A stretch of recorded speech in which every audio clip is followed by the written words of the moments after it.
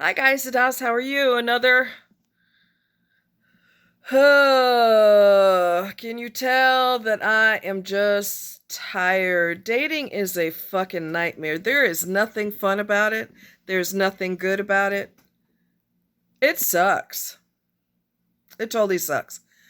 But before I get into that, I do want to talk to you guys about if you're seeing someone or getting to know someone or in a relationship with someone who is petty, childishly petty, I want you to seriously consider that you might be with a narcissist.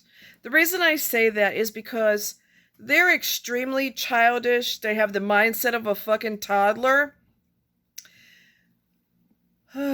they they speed the relationship up, and they also are nitpicky and petty, passive aggressive, eager for drama, eager to be backstabbing and sneaky behind your back, underhanded, shady stuff. So I will tell you about the one that you saw on my channel. His real name is Jeff.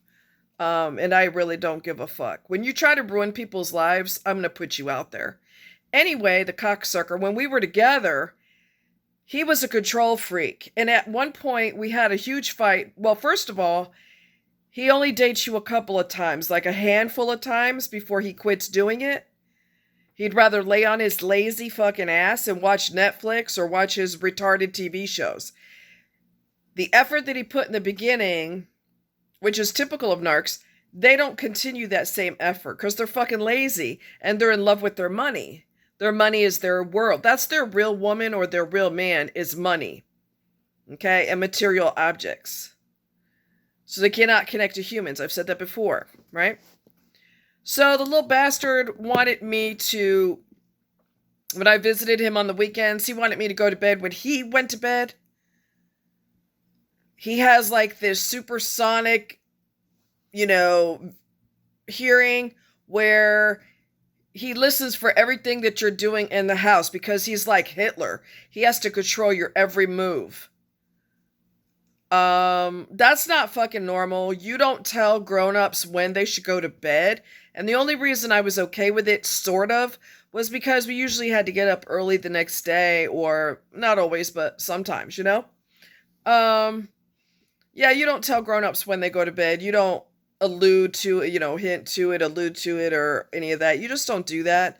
Also, one time we had a huge blowout because he took me to Fazoli's and I didn't finish my meal because I was nervous. I didn't have an appetite. And I told you this before, that your subconscious will know that something's wrong before your conscience knows. And I was very nervous around him, and it wasn't like my body knew that something was seriously wrong with him.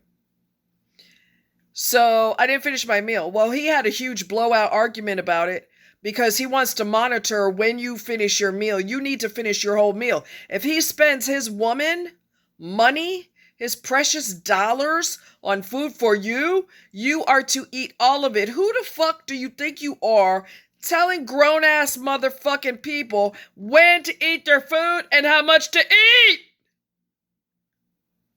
You don't do that. You don't do that.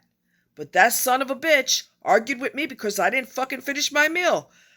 When you see somebody doing crap like this, they're abusive. They're hateful, controlling, and abusive. And underneath all that bullying and passive aggressiveness is a coward. Underneath all of that is an insecure, mentally deranged person. Because normal people don't feel the need to control other people. They just don't. It's not normal. It tells me how sick you are and how demented and twisted you are in your head. So if you're with somebody who's petty and they want to argue with you over stupid little dumb shit, you need to reevaluate if you want to be with them. Because what they're doing now is how your whole relationship is going to be. Domineering, controlling, I told you he followed me and my friend around the house. His house. Whatever room you're in, he fucking shows up there. People in a meetup group think he's weird. Oh, honey, y'all don't have a clue. You don't know how weird he really is. You don't.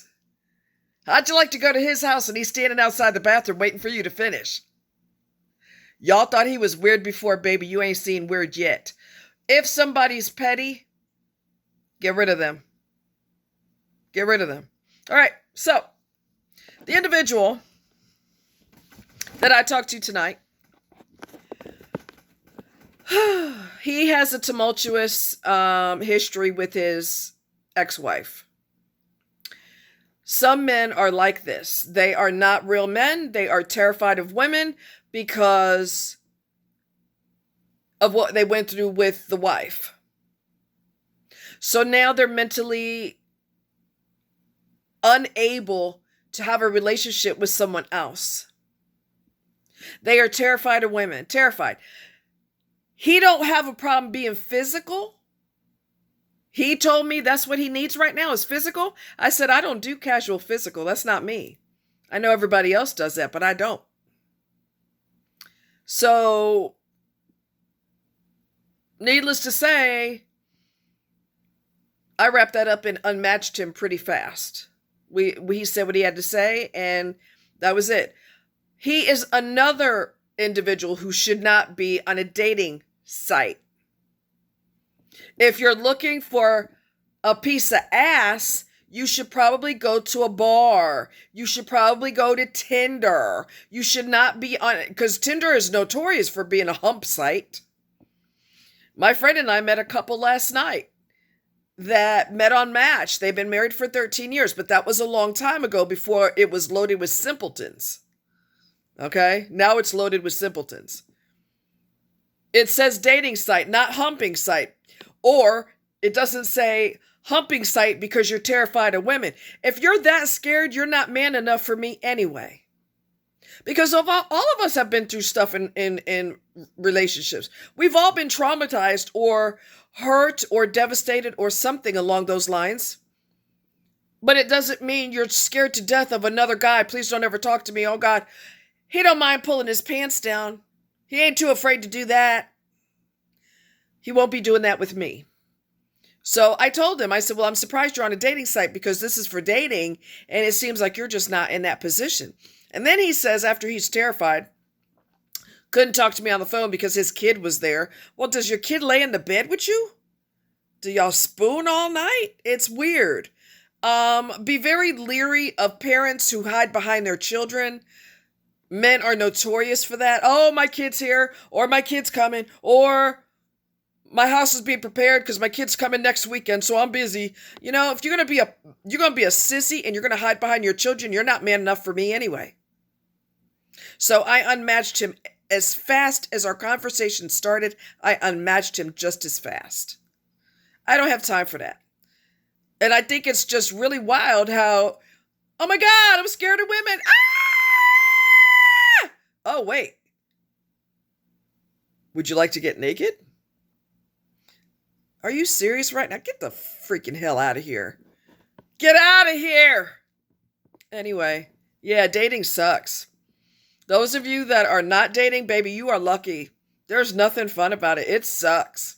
It sucks.